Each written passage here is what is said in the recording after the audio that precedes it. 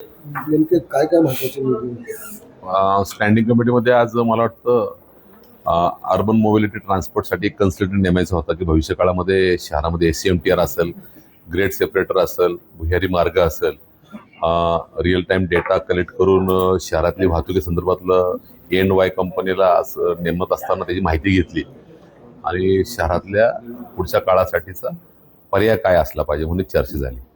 तसं मध्ये आज टॅक्स संदर्भामध्ये शहरामध्ये जे समाविष्ट 23 गाव आहेत त्या गावांमध्ये टॅक्स संदर्भात काही लोकांच्या तक्रारी होत्या आणि शासनाच्या माध्यमातून सक्तीने टॅक्स वसूल करू नये असं असताना काही जण जाऊन गावातल्या लोकांना टॅक्स मागतात या संदर्भात तक्रार आल्या होत्या.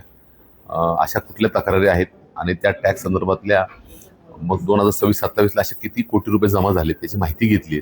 ज्या ज्या ठिकाणी वाघोली, मांजरी, दाहेरी या ठिकाणी तक्रार आल्यात त्या समाविष्ट गावातल्या असताना कसे पैसे वसूल झाले त्याचं ऑडिट करावं आणि ज्या ठिकाणी तक्रारी आल्यात त्या अधिकाऱ्यावर कारवाई करण्याचा चर्चा झाली. तसेच आज स्टँडिंग कमिटीमध्ये विविध विषयावर आज चर्चा करण्यात आली. शहरामध्ये डेंग्यू मलेरियाचा प्रादुर्भाव वाढतोय, त्यामध्ये मग प्रशासनाने औषध फवारणी ते स्पॉट डिटेक्ट करणे आणि जी कामगार भरती आहे 265 त्यांना तात्काळ मान्यता द्यावी जेणेकरून ही प्रक्रिया होईल. तसंच ऑडिट, फायर ऑडिट असेल त्याला आज आम्ही मंजुरी दिली. जे भवन आहेत, भवन ठिकाणी कामं चालू आहेत त्या कामाच्या संदर्भामध्ये त्यांना आपण मंजुरी दिलेली आहे. स्टँडिंग कमिटीमध्ये विविध कामांमध्ये नगरसेवकांनी प्रश्न उपस्थित केलेत. आज सर्व सभासदांनी एकत्रित आहे. जी न्यू बॉर्न बेबी महिला आहे, मुलगी, तिला मोफत पहिले 5 आपण फ्री देतो, पण पुढचे जे सर्टिफिकेट आहे ते मोफत द्यावं असा सर्व पक्षांनी निर्णय घेतला. बाकीच्या सगळ्या शहरातल्या विविध विकासावर चर्चा करत असताना मग इलिगल बांधकाम असेल, त्यानंतर अस्वच्छ पाणी आहे, या संदर्भामध्ये काही ठिकाणी अस्वच्छ पाणी अजूनही येते, त्यामध्ये प्रशासनाने काळजी केली पाहिजे. शहरातले खड्ड्यांवर चर्चा करत असताना खड्डे बुजवण्याचं काम आता चालू आहे. बाकीच्या सर्व शहरातल्या टँकर्स पाणी, विविध शहरातले प्रकल्प या संदर्भात आज चर्चा झाली. ते वाहतुकीच्या संदर्भात जो निर्णय घेतला तो जरा सविस्तर सांगा. अर्बन मोबिलिटी ट्रान्सपोर्टमध्ये कन्सल्टंट नेमायचं आहे. त्याच्यामध्ये त्या माध्यमातून शहरामध्ये कात्रज ते येरोडा जी ट्रॅफिक येते 32 रस्त्याने शहरात, मग ती कुठे येते, जर एका चौकात जर फ्लायओव्हर बांधायचं आहे, एका ठिकाणी ग्रेड सेपरेटर करायचं आहे, काही ठिकाणी भुहेरी मार्ग करायचे आहेत, या सगळ्याचं ऑडिटच्या मार्फत कन्सल्टंटच्या माध्यमातून पुणे शहराचं प्लॅनिंग केलं जाणार आहे. रिअल टाइम डेटा म्हणजेच काय, वाहतूक किती, कुठून येते, कुठं जाती, संख्या किती आहेत, या सगळ्या गोष्टीला चर्चा करण्यासाठी एक कन्सल्टंट नेमला गेला जेणेकरून भविष्य काळामध्ये SCMTR होतोय, भुयारी मार्ग होतोय, पातळ लोक होतोय, त्यानंतर फ्लायओव्हर्स होतात, ते रेल्वेवरची ब्रिज होतं, ते ग्रेड सेपरेटर होतं, तर ह्याला एक वेगळा सेल असला पाहिजे.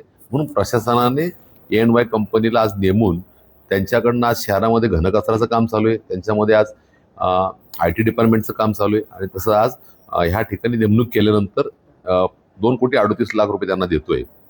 पुढच्या 6 वर्षात त्यांनी शहरासाठी डिटेल प्लॅन केला पाहिजे, त्याचं डिझाईन केलं पाहिजे, ट्रॅफिक कोंडी सुटली पाहिजे, आराखडा, डिझायनिंग सर्व गोष्टी ती देणार आहेत.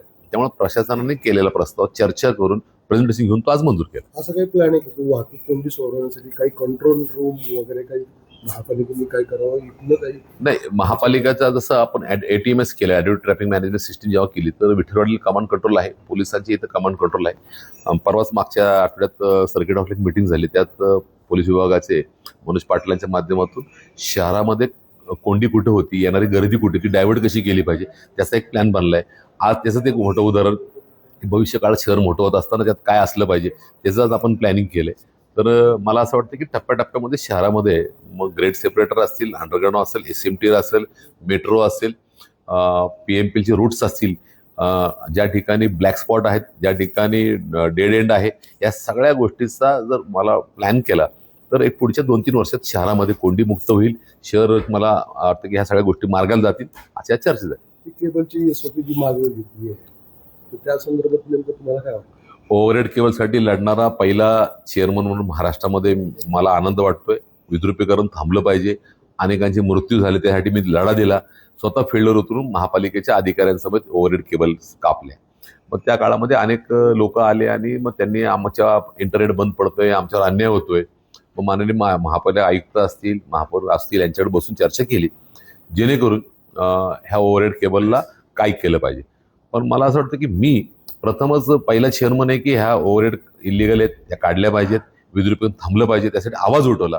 शेवटी 3.5 महिन्यानंतर एसओपी बनली. एसओपी बनवताना इंटरनेटची लोक, टेलिफोनची लोक, प्रशासकीय अधिकारी, पोलीस, लिगल या लोकांनी बनवली. ती बनवल्यानंतर 3.5 महिन्यांनी माझ्याकडे आली. मला आनंद वाटतो की आज ताग्यात 30 वर्षात पहिली एसओपी बनली. ओव्हरहेडला आज ताग्यात कोणी कामच केलं नाही.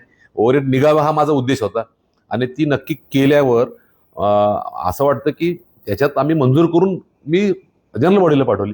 माझं काम स्टँडिंग कमिटी चेअरमन म्हणून जनरल बॉडी स्टँडिंग कमिटीतून मंजूर करून जनरल बॉडीत पाठवलं. मग जनरल बॉडीत गेलेले माननीय महापौर असतील, सभागृह नेते असतील, आयुक्ताची एक चर्चा झाली की त्यांना असं वाटलं की ह्याच्यामध्ये काय ॲडिशन करावं, काय डिलिशन करावं. मी माझा रोल सक्सेसफुली करून प्रशासनाकडे पाठवलाय. माझं काम स्टँडिंगमधून मंजूर करणं आणि पुढचं काम जनरल बॉडीमध्ये जाऊन जनरल बॉडीने केलं पाहिजे. तर प्रशासनाशी बोलताना माननीय आयुक्तांना सुद्धा त्यात काही ॲडिशन करावं हा ठराव काही रद्द झालेला नाहीये. माझा लढा विद्रुपीकरणाच्या विरुद्ध आहे. माझा लढा इलिगल केबलच्या विरुद्ध आहे. आजही शहरात जर इलिगल टाकलं तर ती काढण्यासाठी मी फोन करणार, मी पोलीस चौकीत कंप्लेंट करणार, मी प्रशासनाकडनं कारवाई करणार आणि विद्रुपीकरण थांबण्यासाठी माझा लढा आहे, हा कायम राहणार आहे. ह्याला नियमावली करण्यासाठीची ही प्रक्रिया होती. तर एखाद्या मोठ्या कामाला, एखाद्या एवढ्या वर्षाच्या कामाला नियुक्त करत असताना काही ना काही अडचणी निर्माण होतात, काही प्रशासकीय त्यात काही असतील. तर नक्की मला खात्री आहे हा प्रस्ताव फक्त मागे घेतलाय, रद्द झाले नाहीये. आणि मी ज्या हिमतीने, ज्या प्रयत्नाने प्रशासनाच्या माध्यमातूनच हा मंजूर केलाय. मग काही 12 लाख रुपये टेलिफोन कंपनीला होते, 6 लाख इंटरनेटला होते, ते 3 लाख रुपये केले टेलिफोनला आणि याला 1 लाख केले की जेणेकरून दंड भरला पाहिजे. तुम्ही लाखो रुपये दंड केल्यावर एक कोटी 20 लाख एका किलोमीटरला, आता 100 किलोमीटर 1.25 कोटी भरणार नाही आणि 6 लाख इंटू 1 किलोमीटर साधारण ते जवळजवळ 10,000 किलोमीटर, 600 कोटी रुपये ते भरणार नाही. मग ह्यांना काही रेट कमी करून जेणेकरून ते भरतील, त्यांना आळा बसेल आणि एका पोलवर 5 केबल, त्याला कलर कोड, कलर टॅग असला पाहिजे, झाडातून गेले नाही पाहिजे, इमारतीतून गेले नाही पाहिजेत.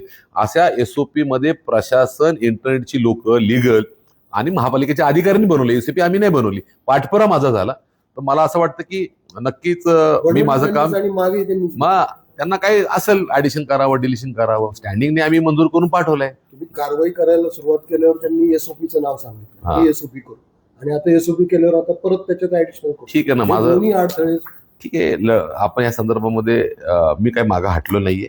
हा माझा लढा चालू राहणार आहे आणि माझं इंटेन्शन शहरातलं विद्रुपीकरण थांबण्यासाठी होतं.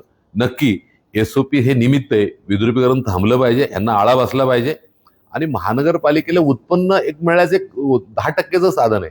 उत्पन्नापेक्षा शिस्त लागली पाहिजे, हा त्यामागचा उद्देश. होर्डिंगचा विषय पेंडिंग आहे. होर्डिंगसाठी जवळ 300-400 कोटी रुपये यायचे आहेत आणि त्या काळात असोसिएशन भेटून गेली आयुक्त साहेबांना की आम्हाला थोडी मुदतवाढ द्या. हायकोर्टात महापालिका जिंकली आहे, सुप्रीम कोर्टात त्यांनी दाखल झाले पण त्यांना स्टे मिळाला नाहीये. पण ते सुद्धा इलिगलवर आमचे रोज 5-6 होर्डिंगवर कारवाई चालू आहे. त्यांनी मुदत मागितली. नक्की प्रशासन, राज्यकर्ते, असोसिएशनच्या माध्यमातून हा थोडा लढा असतो, तो नक्की मार्ग काढू. महापालिकेचे पैसे हायकोर्टाने दिल्याप्रमाणे नक्की मिळणार. त्यांनी काही स्टेप वाईज मागितले ते मिळतील. तो पण लढा. टेकड्यांच्या विषयावर मध्यंतरी बोललो होतो. मी माननीय मुख्यमंत्र्यांना इलिगल टेकड्या संदर्भात पत्र दिलेलं आहे. मग माननीय कलेक्टरना पत्र दिले, माननीय कमिशनरना दिले. शहराचं मला वाटतं की निसर्ग, वातावरण हे चांगलं राहिलं पाहिजे, हरित पुणे राहिलं पाहिजे, टेकड्या मुक्त पुणे नसलं पाहिजे, टेकड्या वाचल्या पाहिजेत.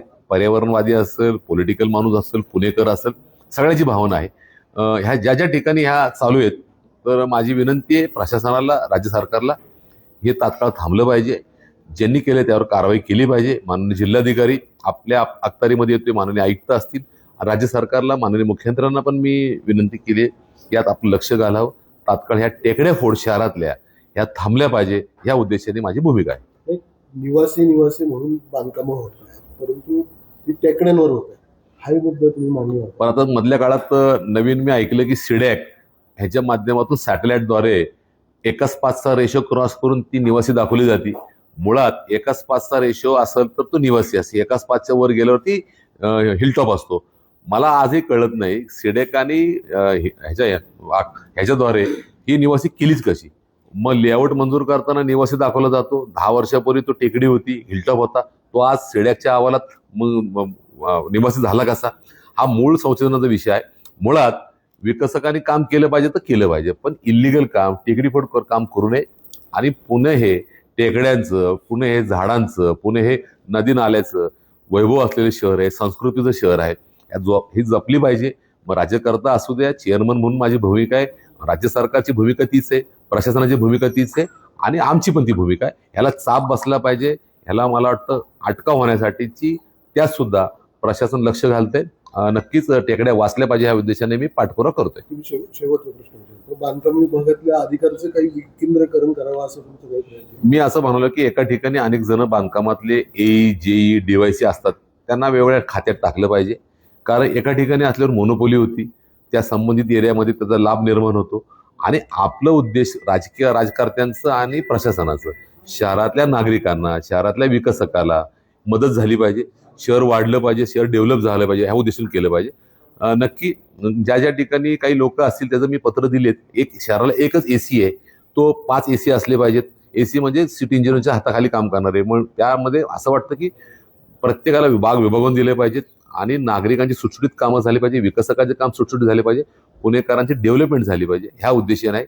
तर त्याच संदर्भात पण पुढच्या काळात माझं पत्र बांधकाम विभागातल्या जे अनेक वर्ष एका जागेवर आहेत त्यांना सबक मिळले पाहिजे, त्यांची इन्क्वायरी झाली पाहिजे, त्यांना चाप बसला पाहिजे, यासाठी माझं पत्र असणार आहे. तो सुद्धा मी पाठपुरावा करणार आहे, तो लढा देणार आहे. आता सिटी इंजिनियरला झेपत नाही काम असं वाटतं? नाही, कुठली व्यक्तीबद्दल मला टीका नाही करायची. प्रशासनात काम करताना बदल झाल्यावर मग एखाद्याला माहिती असती, एखाद्याला कमी प्रमाणात माहिती असती, नक्की ऍडिशन करूयात, काही लोक वाढवूयात, प्रशासनाला बरोबर राहून आम्ही पण मदत करून प्रशासनाच्या राहून काही चुका त्यांना दाखवू आणि त्या सुधारण्याचा प्रयत्न करायला आपण प्रशासनाला भाग पाडू. धन्यवाद.